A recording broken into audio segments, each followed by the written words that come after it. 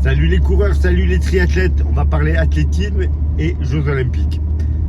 Alors, tout d'abord, je tiens à dire que tous les athlètes qui sont aux Jeux Olympiques dans toutes les disciplines, ce sont des champions qui s'entraînent tous pareil et qui sont tous autant méritants. Que les choses soient claires, je ne vais dénigrer aucun sport.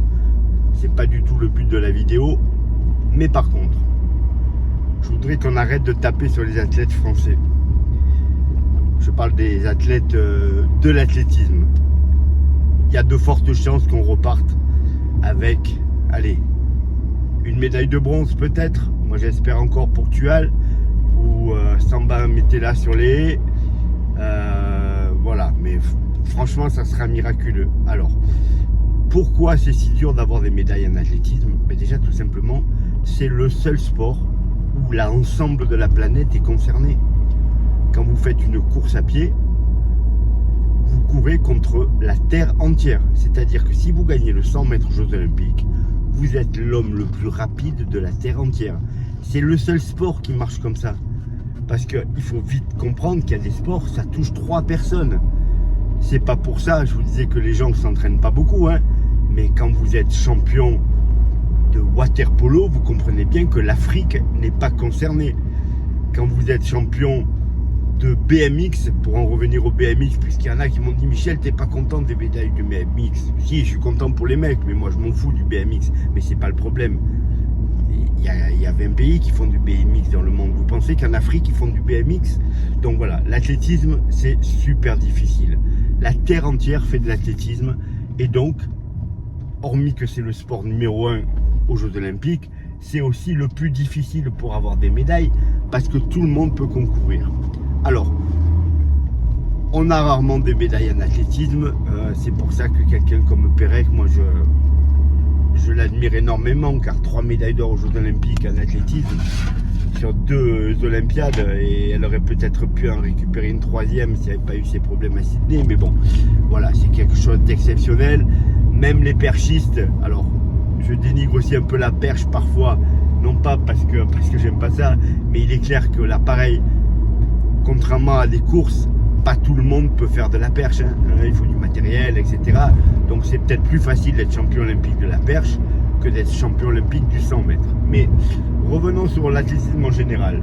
Donc oui, très très compliqué de récupérer des médailles en athlétisme, très compliqué d'être le meilleur. Si vous gagnez en athlétisme, eh ben, vous êtes vraiment le meilleur du monde.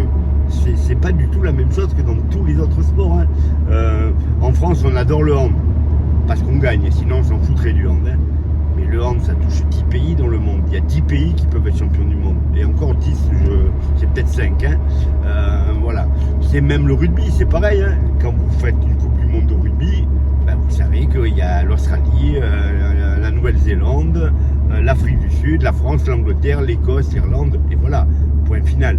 Donc ça rend pas les choses plus faciles. Les gens sont peut-être aussi forts, mais en aucun cas ils affrontent la terre entière.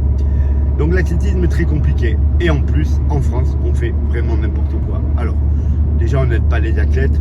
Voilà, ça c'est une évidence, mais il y a quelques athlètes qui réussissent à avoir des aides par les mairies, par l'armée, par 2-3 trucs comme ça. Ils gagnent 3 centimes, hormis quelques stars, vraiment, ils vivotent et c'est super compliqué de vivre de ça. Donc déjà, c'est plus compliqué de s'entraîner. Moi, je connais très bien Nicolas Navarro, qui avant les Jeux Olympiques en 2021 était toujours chez Decathlon, réglait les vélos chez Decathlon, il n'avait même pas de jours supplémentaires, etc. Donc voilà, il s'entraînait sur son temps libre. Vous vous rendez compte de la difficulté de la chose, alors qu'il y a des athlètes professionnels un peu partout ailleurs. Mais ce qui est aberrant surtout en ce moment, c'est le système de sélection. Le système de sélection cette année pour les Jeux Olympiques, il a été pire que d'habitude. Alors il y a des minima olympiques, minima A, minima B. Franchement, les athlètes français, ils arrivent à les faire la plupart du temps. Mais là, ils ont rajouté un autre critère, c'est qu'il fallait être en plus dans les 3 premiers au championnat de France. C'est-à-dire qu'on a demandé aux gens de faire des minima, donc d'aller faire un peu des courses, un peu de partout, de se préparer pour faire ces minima, à la rigueur. Mais quand ils ont eu fait ça, au lieu de leur dire c'est bon, tu as fait tes minima, tu es qualifié pour les JO, eh ben non, on leur a dit ouais, mais maintenant vous êtes plein à avoir fait les minima, il faut finir dans les 3 premiers. Mais dans ce cas-là, on fait comme les ricains, on fait les 3 premiers au championnat de France qui vont aux Jeux Olympiques. Point final. Ça s'arrête là. On leur demande même pas les minima, parce que les minima olympiques A, B, la plupart du temps, je vous dis, les athlètes français, ils rentrent dedans. Là, on a mis nos propres minima qui étaient aberrants aussi de difficulté. Et en plus, on leur a demandé d'être prêts pour les championnats de France. On leur a même demandé aussi de participer aux championnats d'Europe. Il y a un mois, pour récupérer des médailles. Mais franchement, les médailles aux championnats d'Europe, là, cette année, je dis pas que d'habitude, on s'en fout pas. Mais là, quel intérêt? Quel intérêt d'envoyer des sprinters aux championnats d'Europe? Je veux dire, ça sert à rien pour les Jeux Olympiques. Et là, notre but, c'était les Jeux Olympiques. Résultat, en sprint, on n'avait personne sur le 100 mètres. On n'avait personne sur le 100 mètres. Alors qu'on peut envoyer 3 athlètes. Hein. Pourquoi on n'a pas envoyé 3 athlètes? Aucune idée. Parce qu'ils n'avaient pas fait les minima A. Vous êtes sur place, à domicile. Ils vont courir le relais.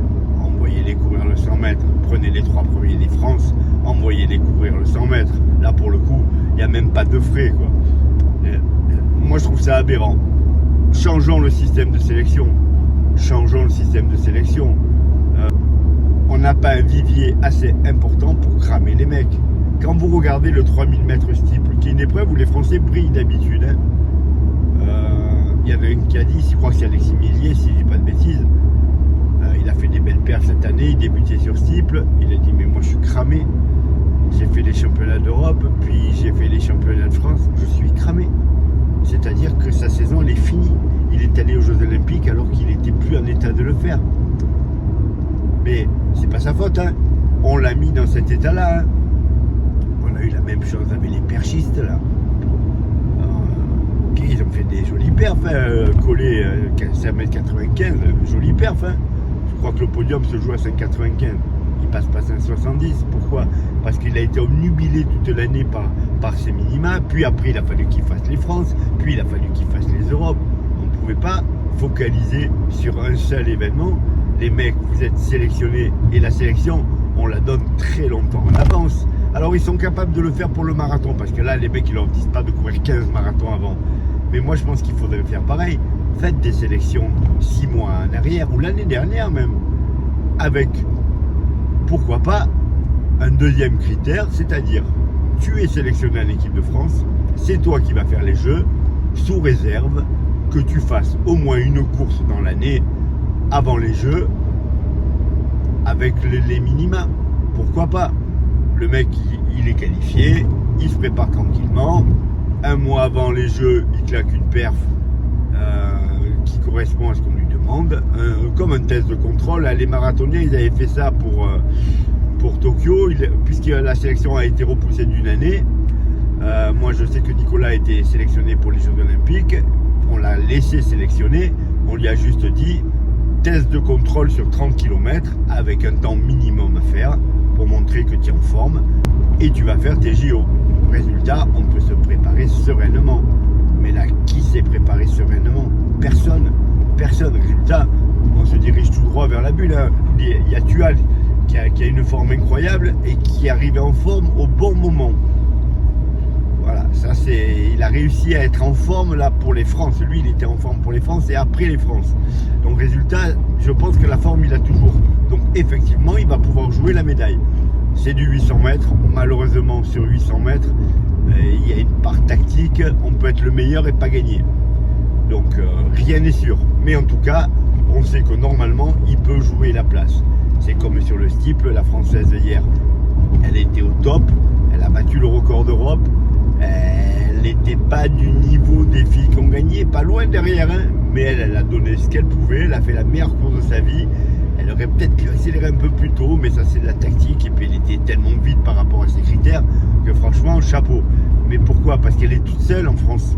Elle était sûre d'être qualifiée pour les Jeux Olympiques quasiment, vu les perfs qu'elle avait faites. Donc résultat, elle n'avait pas cette pression de la qualification. Là, j'ai un peu l'impression que les athlètes français, leur but ultime, c'est de se qualifier pour les JO. Et je le comprends, hein, si j'avais cette possibilité-là, si j'avais eu cette possibilité-là, j'aurais fait comme eux. Mais une fois qu'ils sont qualifiés, ben c'est bon, c'est fait quoi. En fait, ils ont fini. Ils ont fini parce que la concurrence, elle est tellement rude. Ils savent que, honnêtement, il n'y a quasiment aucune chance d'avoir des médailles. Donc ils mettent toute leur prépa pour se qualifier. Et puis derrière, ils font ce qu'ils peuvent. Il y en a certains qui réussissent des super courses. La gamine sur les 400 et qui fait des courses magnifiques à chaque tour et qui s'est qualifiée pour la finale, voilà, c'est énorme. Ça arrive, hein, mais c'est rare.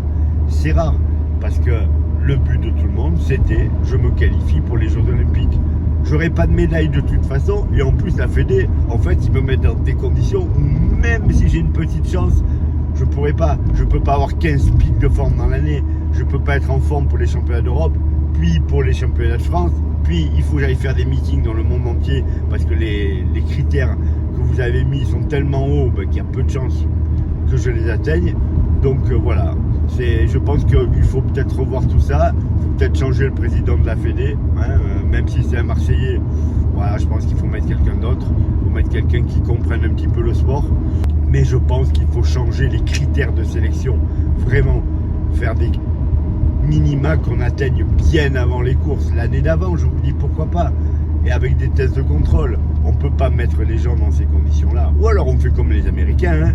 Tu as un jour qui n'est pas très éloigné de la compétition. Hein, je pense que les trials, c'était il y a un mois. Hein. C'est-à-dire de dire aux gens, voilà, aux championnats de France qui ont lieu un mois avant la compétition importante de l'année, les 3 premiers sont qualifiés pour les Jeux Olympiques. Point. Il y en a qui ne seront pas qualifiés, il y en a qui louperont le truc. Eh ben tant pis. Mais en tout cas, les mecs qui seront en forme un mois avant les JO, ils feront une petite récup et derrière ils enchaînent sur un rebond de préparation et ils arrivent dans le meilleur de leur forme aux JO. Là, j'ai vu les coureurs de 200 mètres. On en a 2 qui sont plutôt pas mauvais. 19,99 pour Zézé et le deuxième 20,09 je crois. Super perf. 20,50 pendant les séries et dans la série de repêchage. Les mecs ils sont cramés quoi. Ils sont à des années-lumière du niveau qu'ils avaient il y a quelques semaines. Pourquoi ? Parce qu'ils ont tout fait pour avoir ce niveau-là, pour se qualifier pour les JO. Et maintenant, c'est mort. Enfin voilà, donc je veux pas qu'on leur tape dessus parce que je pense vraiment que c'est la Fédé qui merde vraiment. Bon, c'est pas nouveau, hein. C'est pas nouveau. Et il va falloir peut-être reprendre un petit peu tout en main, avoir des vrais objectifs, choisir des athlètes qu'on va aider, qu'on va pousser, qu'on va emmener vers le très très haut niveau. Parce que comme je le disais, l'athlétisme, non, on peut pas gagner juste parce qu'il n'y a pas d'adversaire. Il y a toujours des adversaires en athlétisme. Toujours. Là, vous regardez sur le sprint féminin, la gamine de Sainte-Lucie, quoi, qui a gagné le 100 et qui finit deuxième du 200 mètres. Voilà. Qu'est-ce que vous voulez y faire? Rien. Parce que la terre entière est capable de gagner une médaille d'or aux Jeux Olympiques en athlétisme, puisque tout le monde peut participer, que tous les pays du monde participent.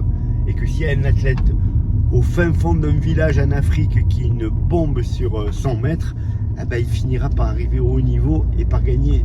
Donc il y a des sports, on ne sera jamais si on est vraiment les meilleurs. Et j'ai écouté Martin Fourcade une fois en parler, il disait tout à fait ça, il disait je suis le meilleur du monde, et Martin Fourcade c'est un monstre, hein. Il a tout gagné et regagné et re-regagné. Mais il sait très bien qu'il y a la moitié de la Terre, quand je dis la moitié de la Terre, c'est 80% de la Terre qui ne fait pas de biathlon. Donc peut-être qu'il aurait gagné pareil, mais peut-être que non. Alors qu'en athlétisme, si vous gagnez le 100 mètres des Jeux Olympiques, vous êtes le meilleur. Si vous sautez le plus loin en longueur, vous êtes le meilleur. Là, le grec qui gagne tous les 3 ans maintenant, c'est le meilleur sauteur en longueur du monde. Point final. On n'a pas à se demander s'il y a des gens qui pourraient sauter plus loin que lui. Non, non, parce que la terre entière peut faire du saut en longueur. Voilà les coureurs, voilà les triathlètes. Alors ne tapez pas sur les athlètes. Regardez l'athlétisme parce que c'est vraiment beau et tant pis pour les médailles. Mais prenez du plaisir à voir ces athlètes qui sont extraordinaires. Hier, je regardais la finale du 200 mètres féminin. Les filles, elles étaient magnifiques. C'était super beau de les voir courir. Donc prenez du plaisir et oubliez ce tableau des médailles. On s'en fout du tableau des médailles. Si vous aimez le sport, il faut vous en foutre du tableau des médailles. Regardez les disciplines qui vous plaisent, regardez les athlètes qui vous plaisent, regardez le sport qui vous plaît, mais arrêtez de dire oh, on n'a pas eu de médaille, on a eu des médailles. On s'en fout des médailles. On s'en fout des médailles, vraiment. Voilà. Allez, bon entraînement à tous.